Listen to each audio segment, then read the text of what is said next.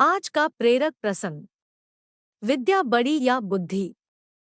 किसी ब्राह्मण के 4 पुत्र थे। उनमें परस्पर गहरी मित्रता थी। चारों में से 3 शास्त्रों में पारंगत थे, लेकिन उनमें बुद्धि का अभाव था।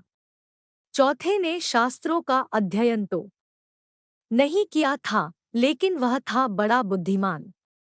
एक बार चारों भाइयों ने परदेश जाकर अपनी अपनी विद्या के प्रभाव से धन अर्जित करने का विचार किया। चारों पूर्व के देश की ओर चल पड़े। रास्ते में सबसे बड़े भाई ने कहा, हमारा चौथा भाई तो निरा अनपढ़ है। राजा सदा विद्वान व्यक्ति का ही सत्कार करते हैं, केवल बुद्धि से तो कुछ मिलता नहीं। विद्या के बल पर हम जो धन कमाएंगे, उसमें से इसे कुछ नहीं देंगे।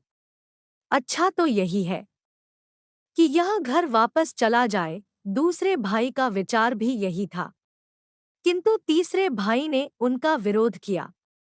वह बोला, हम बचपन से एक साथ रहे हैं, इसलिए इसको अकेले छोड़ना उचित नहीं है।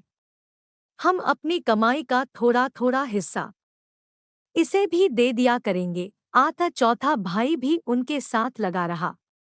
रास्ते में एक घना जंगल पड़ा। वहां एक जगह हड्डियों का पंजर था।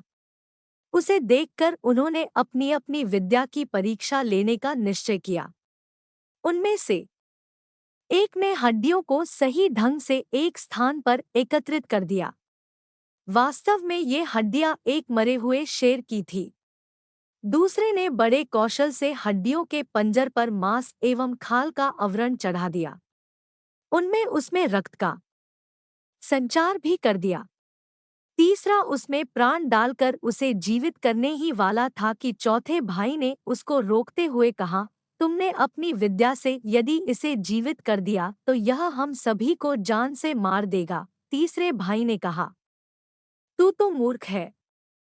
मैं अपनी विद्या का प्रयोग अवश्य करूंगा और उसका फल भी देखूंगा। चौथे भाई ने कहा, तो फिर थोड़ी देर रुको, मैं इस पेड़ पर चढ़ जाऊं, तब तुम अपनी विद्या का चमत्कार दिखाना। यह कहकर चौथा भाई पेड़ पर चढ़ गया। तीसरे भाई ने अपनी विद्या के बल पर जैसे ही शेर में प्राणों का संचार किया, शेर तड़प कर उठा और उन पर टूट पड़ा।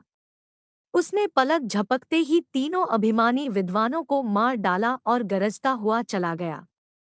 उसके दूर चले जाने पर चौथा भाई पेड़ से उतरकर रोता हुआ घर लौट आया। इसीलिए कहा गया है कि विद्या से बुद्धि श्रेष्ठ होती है। सदैव प्रसन्न रहिए, जो प्राप्त है पर्याप्त है। जिसका मन मस्त है उसके पास समस्त है।